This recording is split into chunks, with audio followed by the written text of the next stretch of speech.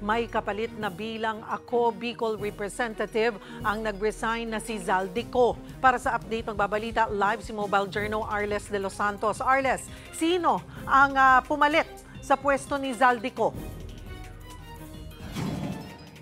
Cheryl, kinumpirma nga ni Ako Bicol Party List Representative Alfredo Garbin na papalitan ni Attorney John Chan bilang Ako Bicol Party List Representative ang nag-resign na si Representative Zaldico matapos paulit-ulit na makaladkad sa kabi-kabilang ng mga investigasyon patungkol sa mga anomalyang flood control projects. Ayun nga, ayon sa kanyang resignation kahapon nito ni Kono na mayroon daw banta sa kanyang buhay at denial sa kanyang due process. Kaya naman mas pinili niya na magbitaw na lamang sa posisyon at inaasahan na susunod nga na hahalili o papalit sa pwesto nito ang third nominee ng Ako Bicol Party List na si Attorney John Chan.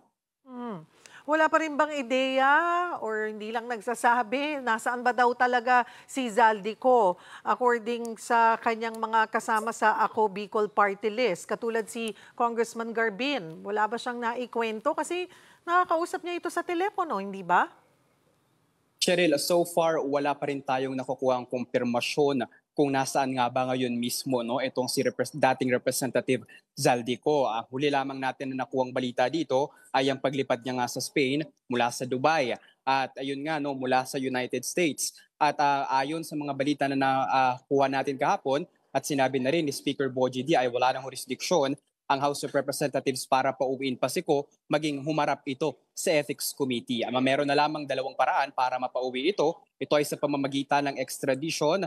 Ayon ay kailangan siyang sampahan ng kaso sa korte mismo na kung saan 14 na bansa lamang sa buong mundo mayroon tayong partnership o treaty na ito o hindi naman kaya ay ang pakikipag-ugnayan sa Interpol.